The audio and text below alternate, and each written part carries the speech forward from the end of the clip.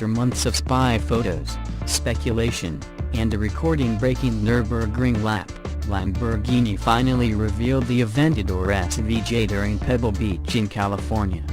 The SVJ is a potent version of the SV, with more power and active aerodynamics. Powered by a V12 engine tuned to 770 horsepower at a maximum of 8,500 revolutions per minute, the SVJ represents a bump of 79 horsepower over a base version of the model.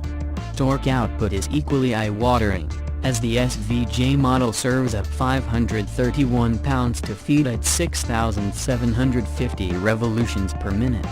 A reworked 7-speed independent shifting road gearbox has been optimized to cope with the extra power, and combined with a dry weight of 3,362 pounds, that's enough to propel the SVJ from to 62 miles per hour in 2.8 seconds, and from to 124 miles per hour in 8.6 seconds, later on reaching a top speed just north of 217 miles per hour. But the SVJ isn't all about power.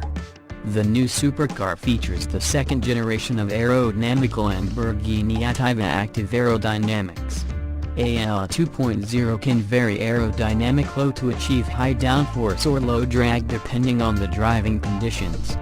The system, a series of flaps, can activate in less than 500 milliseconds. At the front, when AL is off, the closed flaps help generation downforce. When the AL is on, and the flaps are open, drag is reduced, creating an optimal scenario for maximum acceleration and top speed. The SVJ starts at $517,700 with deliveries beginning in early 2019. The 2019 Bugatti Divo is lighter, sharper and tuned more for performance driving down a back road and less for the oozing luxury and straight-line speed of the Bugatti Chiron. If you're filthy rich, you could think of it as the enthusiast's Bugatti. The Divo has been tweaked to be 77 pounds lighter with 198 pounds more downforce than a Chiron, is 8 seconds faster around the Nardo circuit, and boasts a top speed limited to 236 miles per hour with a price tag showing $5.8 million, which doesn't matter because all 40 are already sold. Bugatti president Stefan Winkelmann explained that the car has significantly higher performance in terms of lateral acceleration, agility and cornering. The Divo is made for corners. The Divo name comes from French racing driver and two-time Targa Florio race winner Albert Divo, who won in a Bugatti back in the 1920s. Beyond the change in looks and objective, other Divo differences from the Chiron include even more ducting for increased airflow to better maintain brake, tire and engine temperatures, a rear spoiler that's 23% wider, a lighter sound system, reduced insulation, a carbon fiber intercooler cover, lighter-weight wheels, and the storage areas in the doors and center console have been removed. The car looks incredible to my eye, the taillights are unbelievable for a road-going production car, and it's a welcome departure from the same basic design identity carried through the EB110, Veyron and Chiron. It seems like Winkelmann brought a little bit of Lamborghini with him to Bugatti. In front, the Audi PB18 looks like a sports coupe. In fact, it wouldn't take much convincing to make someone believe this is the R8 of the future because of the massive trapezoidal grille with similarly large inlets on each side.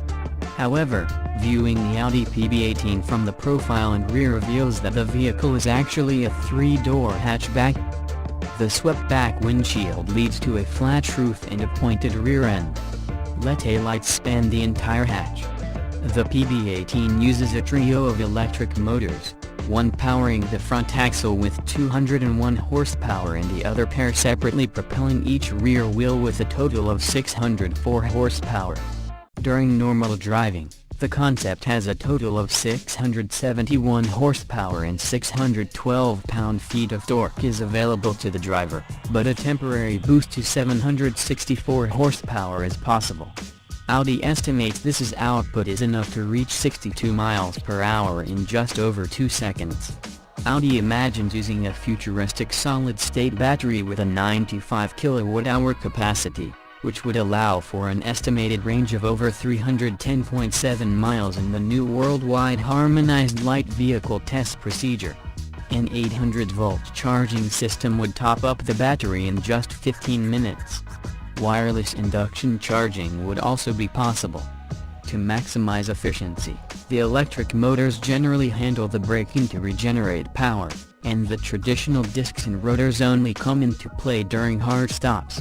Inside, the Audi PB18 reminds us a little some motorcycles because the cabin can convert between single-passenger and two-person layout, similar to removing the cover on the rear of the seat to allow for a passenger on a bike. When only one person is in the car, the driver sits in the center of the cockpit for a full view out of the expansive windshield. The glass incorporates an augmented reality system to display info about the road ahead, including the ideal racing line at a track. It will take a keen eye to discern the 2019 NSX from earlier second-generation cars.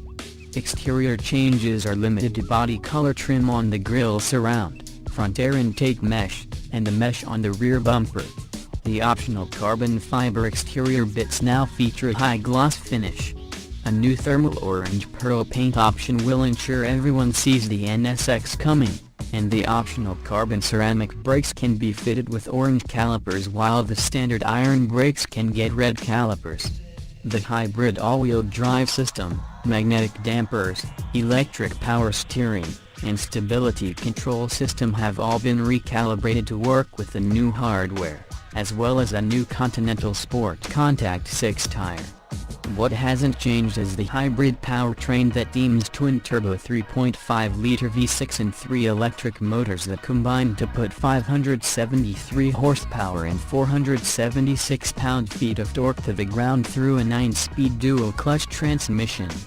Inside, indigo blue semi-aniline leather and Alcantara joins the red option, while the full leather seat package can now be optioned in red or ebony. The 2019 Acura NSX starts from $159,300 including destination and is on sale now at U.S. dealers.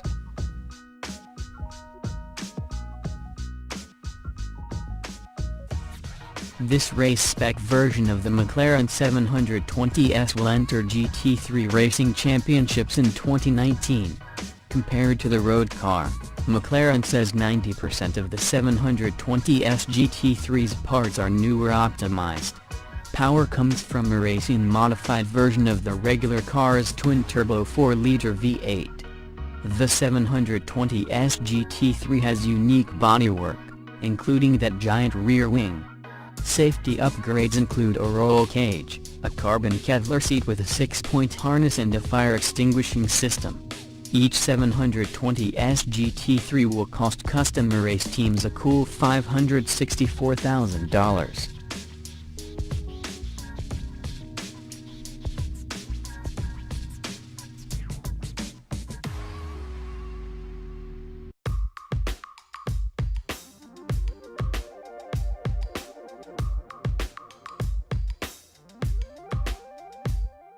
Ford is debuting yet another GT Heritage Edition to pay tribute to the GT40s that swept Le Mans from 1966 to 1969. This model wears the famous Skullfoil livery and comes with unique interior appointments that honor Ford's racing past. Owners have already started painting their GTs in Gulf colors, but this is the first new Ford GT to get the iconic livery from the factory. Along with the special paint job, the Heritage Edition features exposed carbon fiber A-pillars, silver mirror caps, 20-inch high-gloss dark gray wheels, and orange Brembo brake calipers finish off the exterior. Ford will offer this special edition for 2 years. It will be available in limited quantities, of course, as Ford has only committed to making 1,000 total copies of the GT. Inside, you'll find ebony Alcantara materials as well as contrast blue and orange stitching. There are dark stainless appliques accenting the instrument panel and other areas, while the door sills are accented in exposed matte carbon fiber. The seats have been embossed to resemble the original 1968 Le Mans winning car. Like other heritage editions, this model features a unique identification plaque.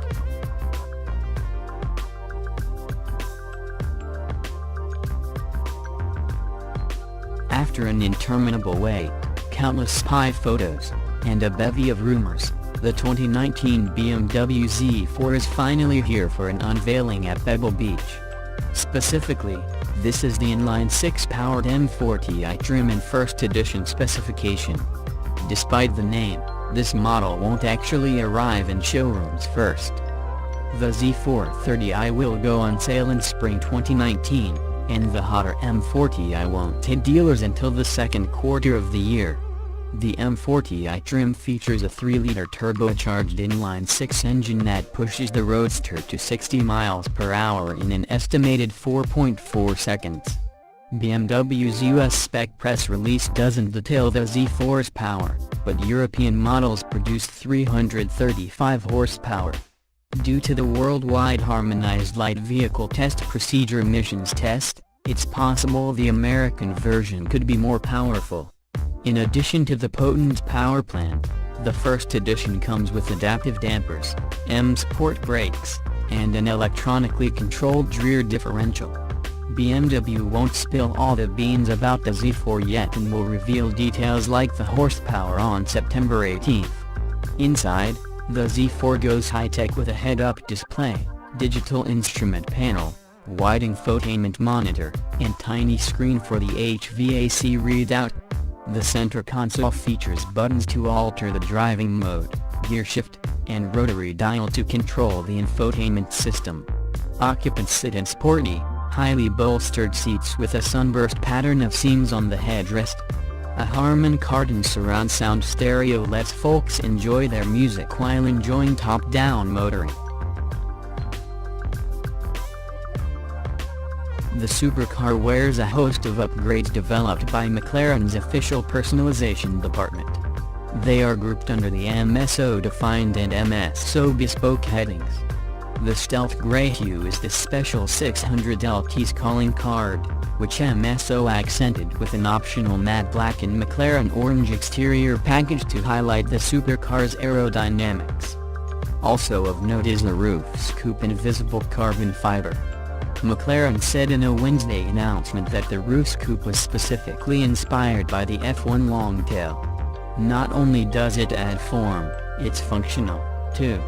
Like the regular 600LT, the 600LT by MSO sports the same 3.8-liter twin-turbocharged V8 found in the 570S.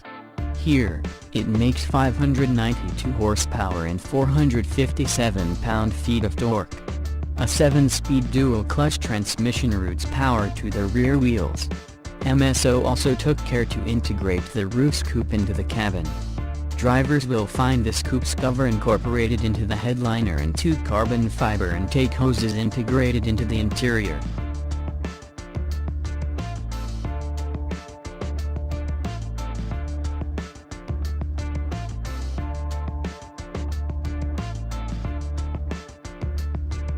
The 2019 Hyundai Elantra feels like a personal attack on the previous generation. The 2011 model hit the market with sleek, swooping design elements. Long, flowing headlights arched over the rounded wheel wells. It looked like the wind carved it from clay. The new Elantra, said to arrive at dealerships this fall, is angular, with sharp edges. The front looks like a game of Tetris, but for triangles. While the Elantra receives several upgrades for 2019, the engine's carryover unchanged. The SE, SCL, and Limited pack the 147 horsepower 2-liter mill, while the Eco offers the same turbocharged 1.4-liter producing 128 horsepower. Those wanting the Elantra Sport will have to wait. Hyundai also upgraded available safety technologies on SCL trims and above, adding forward collision prevention, lane keep assist, and driver attention alert. Those who opt for the limited trim receive a few more goodies, including forward collision avoidance with pedestrian detection, and safe exit assist that warns drivers of approaching vehicles when the door is open. Additional safety features include blind spot monitoring with rear cross-traffic alert, and lane change assist. Inside, changes are less noticeable. However, the 2019 Elantra receives Hyundai's AVN 5.0 infotainment system. The HVAC controls and infotainment display are reworked. A 5-inch color audio system is standard with an 8-inch upgrade available that includes Android Auto, Apple CarPlay, and navigation on higher trims. The limited trim receives the 8-speaker, Infinity Premium audio system with a subwoofer, and QI wireless phone charging. Honda's diminutive HR-V crossover is entering its third model year, which means it's right about time for the automaker to inject it with some new kit. Honda announced that the 2019 HR-V will carry more than a few changes. Previously available in 3 trims, LX, EX and DXL Navi, the 2019 HR-V will now be offered with both sport and touring trims. There are a few related tweaks to the style, namely a set of LED headlights that are likely reserved for one or both new trims. Honda also added variable ratio electric power steering and a few more pieces of sound deadening material, in addition to tweaks to its CVT and its all-wheel drive system. Inside, the biggest update is a new display audio touchscreen infotainment system that includes both Apple CarPlay and Android Auto. It's unclear if this is the new version of the infotainment system that was first seen on the 2018 Accord Odyssey, and Honda told me it won't say anything more on the topic until a later time, which is weird. But no matter what version it is, it has a volume knob, which is nice.